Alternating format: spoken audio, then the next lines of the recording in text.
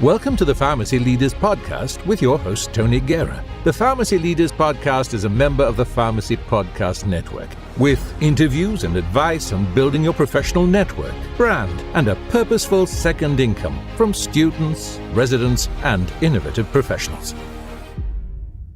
This is Tim Church, team member of Your Financial Pharmacist, and you're listening to the Pharmacy Leaders Podcast. Welcome to the Pharmacy Leaders Podcast. We are ringing in 2018, and the first thing, of course, we think about is health, but we also think about wealth. So I brought in one of our experts from the Your Financial Pharmacist team to help us out a little bit, talk about some of the maybe major decisions that you're going to be making as you're going towards residency, as you're moving towards graduation, and maybe if you're going to change careers.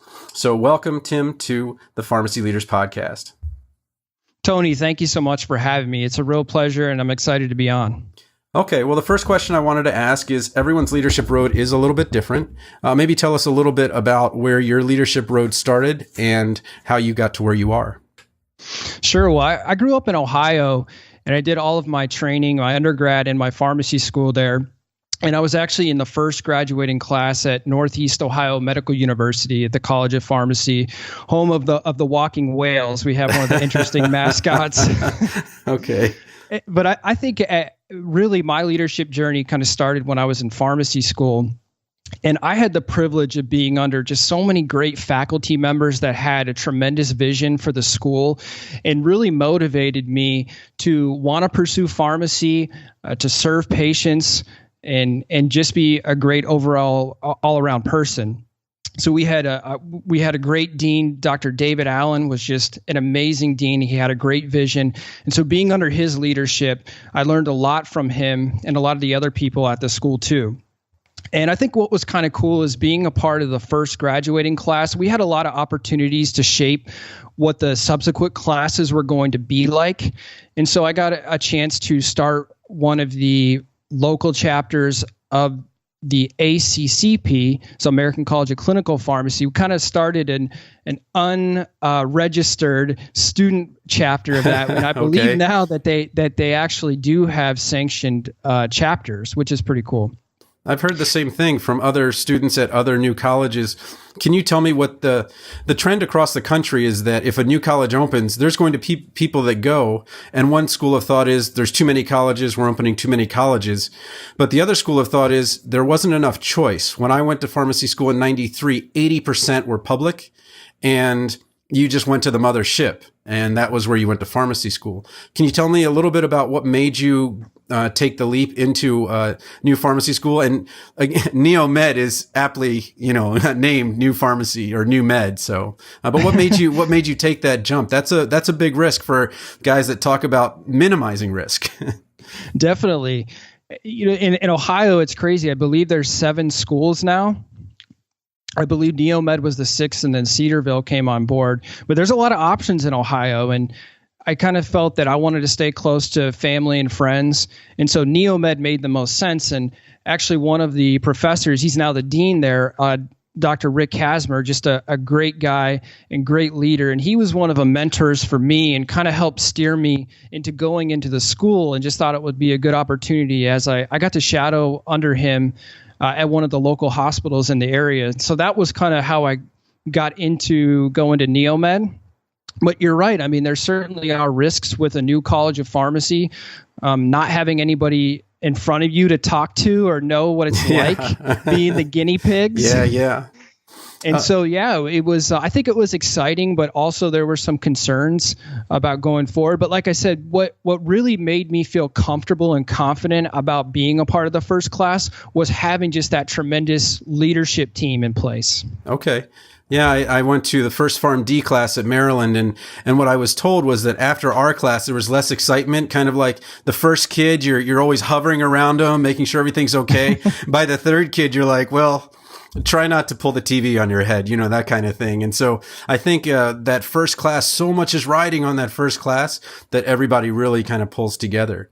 Well, let's talk money, let's talk wealth, and what is your big pharmacy goal? So what is your goal for 2018 as it relates to wealth and pharmacy and helping others either create wealth or save their wealth? Sure. Well, I recently partnered with Tim Albrecht.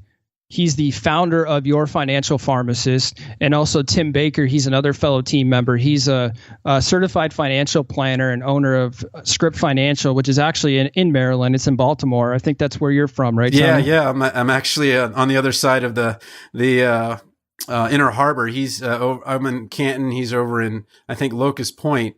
But it's for those of you that haven't been to Baltimore, that 3 miles can take 30 minutes in traffic. So, but you can just take your boat. But our goal as a team for YFP, as we've discussed, kind of going into the new year, we really want to be the go-to financial resource for pharmacists and pharmacy students and help them achieve financial freedom.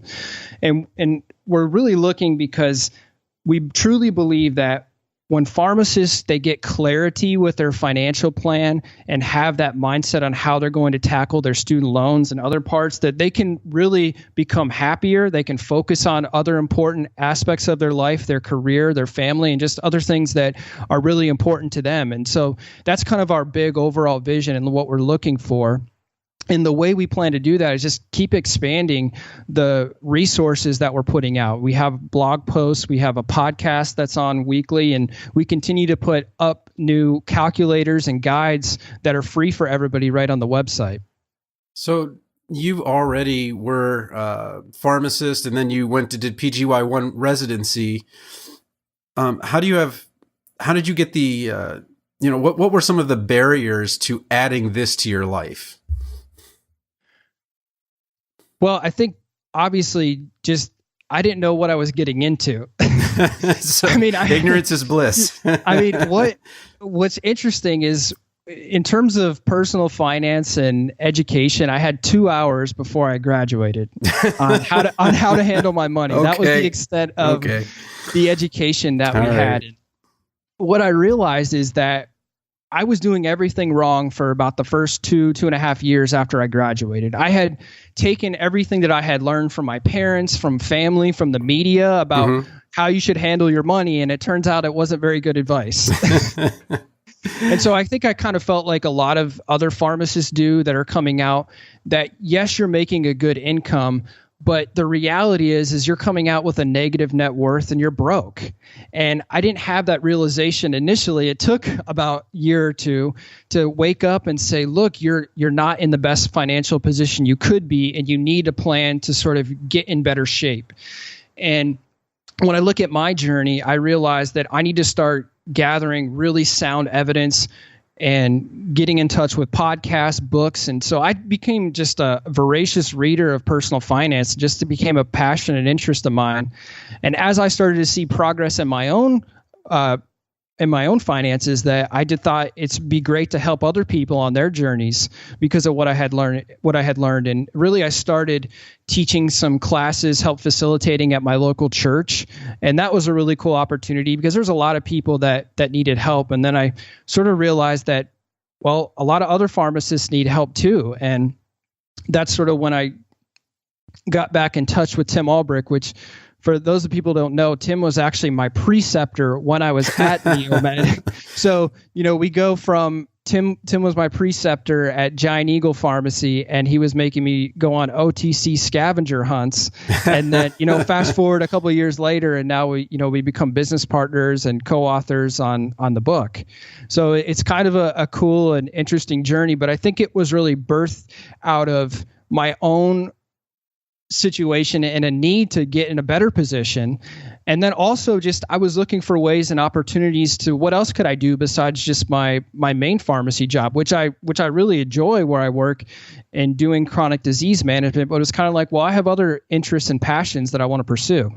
Our schools tend to be extremely secular. We never really talk about religion. Christine Demakilangan from University of the Sciences had a summer experience where she would go with a church group and nurses and doctors. And so there were no borders across health professions.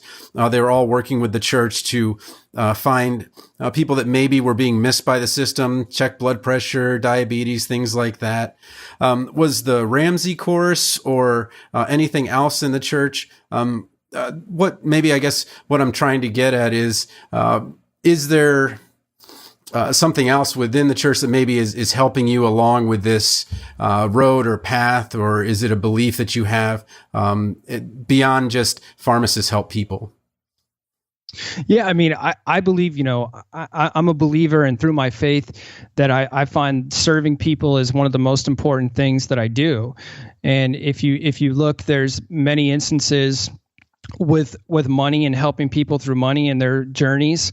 And there's a lot of things, from scripture that talk about money and how to help people. And that's definitely been important in my life and really one of my callings for kind of going forward with all of the other side projects that I've been doing.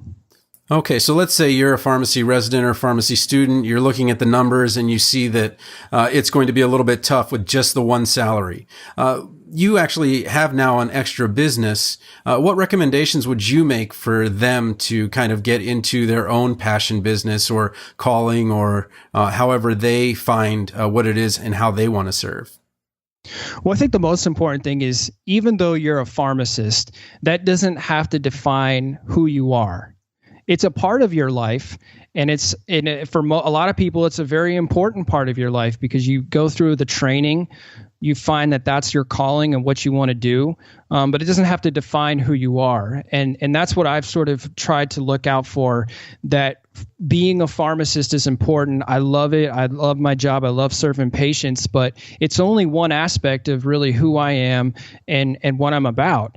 And so I think that I would tell students and residents just to keep that in mind as you're going forward, that you don't have to pigeonhole yourself into just pharmacy, just clinical activities, that there's so many opportunities to explore your gifts, your talents, and your skills that you have and really to go after it. And you don't have to limit yourself to what your training as a pharmacist has done. Okay, well, how do you have the energy to do this? So you have a long day at work, then you come home and now you're working on your business. You maybe have family and all of these things going on. You've probably got volunteer church groups, maybe men's club, things like that. How do you keep your energy up? Well, I think the first thing is I'm just really passionate. Every time I'm so excited to work on your financial pharmacist activities, because I know that the work we're doing is helping people get to a better place with their finances, helping pharmacists and students be better off than they were before if they wouldn't have had those resources. So that really fires me up, and I love working on it. And I'll be honest, I do have to be intentional with my time, but if you look at it, everyone has 168 hours in a week. 40 of them are spent at work, and then another 49 hours, if you're lucky, are going to be with you sleeping. So if you look at it, I feel like I have about 80 hours or so that I actually control. I mean, if you look at it, that's a lot of time. And so I'm really intentional about how I use that time. And, some people may say that you want to have you've probably heard, and many people have heard, you want to have a good work-life balance. And I kind of bought into that, and I believed that for a while. But my perspective changed when I read the book called The One Thing by Gary Keller. I've read it too, so we can talk about it for sure. Oh, it's great. And I love that because it's so good when he talks about that work-life balance is really something that will promote mediocrity. And I've noticed that anything that I've wanted to do that's substantial, that's meaningful, that's important, that I've really had at times or seasons really put massive amounts of time and energy. And then I have to shift myself back to be a better husband, be a better friend. And the people that support me, they understand that. And they know that when you're passionate about something, that sometimes that you're going to have that disconnect and you're not going to have equal amount of time spent in each area of your life. So right now, a lot of students are trying to get a job, and there's often the mindset of, I need to get this thing. But it sounds like your method or your philosophy is to give, then ask, then receive. How do you, as a student or new graduate, keep that service mindset as you're going to these interviews that they're going to be going on for the job? Well, I think that's the most important thing. when I look at another book that I would recommend that I read, and that really just changed how I looked at making money and jobs, was it's a small book called The Go-Giver by Bob Burg. And he talks about something in there called the law of compensation. And what the law of compensation is that your income is determined by how many people you serve and how well you serve them. And I've always tried to keep that at the forefront of my mind, whatever I'm doing, whether it's working or I'm doing any kind of side business, is that it's okay to make money, number one. But if you have that intention and what you're trying to do is you're trying to serve people and keeping that in mind, I think that's the most important thing. And you can express yourself that way on when you go on interviews or whether you're trying to come up with your own entrepreneurial activities. Yeah, I think Ziglar has something like that where it's you can get everything you want as long as you can get enough people what they want. Yeah, I love it. Keeping that in mind. Well, tell me a little bit about your associates. How do you, first of all, tell me maybe a little bit about the group of 3 that you have, and then what each of your roles is. I know a lot of students are entrepreneurial, but many of them are trying to take it on their own. And it sounds like you've managed to find this partnership where you each have a piece, and this group is bigger than the individuals. So tell me a little bit about what each of the group members of your Financial Pharmacist does. Sure. Well, I met Tim. I already mentioned that I met Tim Albrick, and when he was my preceptor and professor at Neomed, and then we've kind of just talked along the way. And the book came before the partnership with Your Financial Pharmacist. So basically, we wrote the book together, and then he's actually the founder of YFP, Your Financial Pharmacist, and had been blogging since 2015. And basically, just recently, over the past 6 months, invited me to join on the team because, like you said, he believed that having more people with their different strengths was better than him alone. And Tim Baker, he's the certified financial planner, so he brings his strengths to the table just with his sheer education and his experience with having clients one-on-one. And he's very interesting practice because he's built that around Pharmacist, which is really very, very niche for a certified financial planner to build your entire practice around one profession. So that was kind of cool. And he and Tim Albrick, it's hard to get all the Tim, make sure we keep all the Tim straight, but he and Tim Albrick actually met via Twitter, and then they met up at a Bob Evans in Ohio and started the conversation there. And they talked about starting the YFP podcast. And so that was kind of in the mix. And then it was like, okay, how do we all 3 of us come together to be able to bring our strengths and our skills? And I think that that's essentially what we've done. I mean, Tim Albrick, he's been the founder and he's sort of been the visionary for the company and what we're trying to accomplish. And then I've brought my own experience and knowledge with learning about personal finance and with writing the book. And then also we've basically had to bootstrap a lot of the things. And so I've learned website development now on my own. So we're kind of learning some of these skills as we go. Marketing, Facebook ads, and it's really cool because we're playing off each other's strengths, and we definitely look to each other in different areas to make sure that we're getting better results than we could on our own. Okay, well, let me break those down a little bit more. So let's start with your role. So are you working the WordPress site? I know that you probably had a developer, and I know how much it costs to put up a site like that. So that's definitely an investment, not only on your part, but for your clients. But tell me a little bit about what you're doing. Is it the WordPress site that you're working? Is that what you had to pick up on lynda.com or something like that? What interesting. So Tim Albrick had this site already created, and then he did a revamp. I want to say that was about 6 to 8 months ago. Okay. And essentially what I realized is that we could save a lot of money if I learned how to do website development. Did he decide that you could save a lot of money, or did you decide you could save a lot of money? Well, I think we kind of decided, and I also thought it was kind of, I mean, this is the nerd coming out, is I actually thought it was kind of fun. So when I learned Visual Composer, which is a lot of drag and dropping, and I didn't need to know any code, it actually became, pretty fun to be able to work with the site. And so So I've done a lot of the enhancements with the site, worked with developers to get some calculators, and then also integrate some other tech stuff such as lead pages in order to make sure that we're capturing people that want to come to our site and want to be part of the community. And so that's been a big role of mine. And then in addition to some of the content development, and then I've sort of been leading up a project that we're hoping to release. We're planning to release in around May or June, but we're going to come out with a student loan online course that's really going to be geared for pharmacy residents and new practitioners. Oh, that's awesome. So tell me a little bit about your Facebook strategy to say that you're successful. So I have 22 likes on my website from Facebook, and you have 607. So what did I do wrong and what did you do right?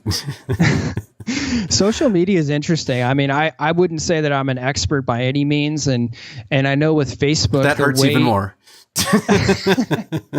with Facebook, I mean, they're constantly changing the algorithms and how certain posts and what you put in there and how they're presented and how that gets to people, and it's always changing. So I'm always looking to Amy Porterfield on her podcast because she always is on the forefront and has all of the updates on what you should be doing. So if you're looking at how to harness that or Facebook ads or how you're marketing, I mean, she's kind of like the go-to person that I look to. She'll be my new best friend. Okay.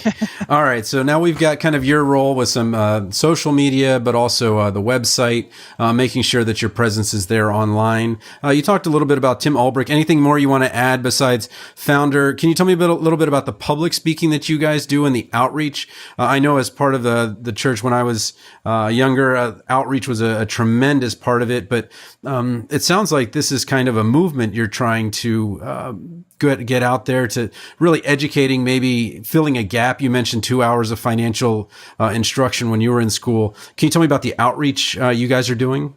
Definitely. So this past year, I think we touched on about 9 or 10 schools. I was able to go to 4 schools last year and really talk about the book and talk about just personal finance in general.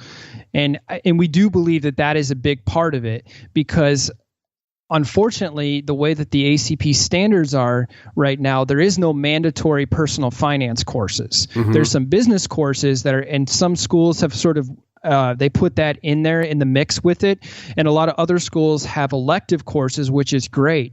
But we're definitely looking to get out to as many schools as we can to kind of share that message and spread the word and get people interested and talking about it even in their early P1, P2 years, just so that they're prepared and they have that information and can be armed so that they can make really good decisions, upon graduating, whether they go into residency or whether they, go straight into practice. Okay. So now tell me a little bit about the other Tim's role as a financial planner. How does that fit in? Now, he's a fee-only financial planner. He focuses on Gen X, Gen Y. Millennial and Gen X. Do I have it right? Yeah. Because it ends at me. Yeah. So I'm Gen X. So tell me a little bit about his fee only seems to fit with your decision to kind of make it a service, but a service kind of a heart. But tell me a little bit about how he fits into the picture. Well, he's definitely one of the content experts just based on his education and experience alone. I mean, the CFP designation, it takes a while to get that because it's not just about you take a couple courses and then you pass a test. You actually have to have a lot of documented hours of experience. Okay. And it can take a number of years to get that. But one of the things that I think is not just the fact that he's focused his business around serving pharmacists, it's the fact that we believe in how he's charging pharmacists and how he charges for his services. And like you said, with fee only, that's a big deal because when you say you're fee only, you're essentially saying you're only paying me for the advice that I'm giving you. I don't get paid by any products or other services that I recommend. And unfortunately, so many people in the financial industry, that's been the old school model in terms of how people have gotten paid. And if you're not operating under the fiduciary standard, you don't have to do what's in the client's best interest. Sure. You do what's reasonable or suitable, but maybe not necessarily the best thing.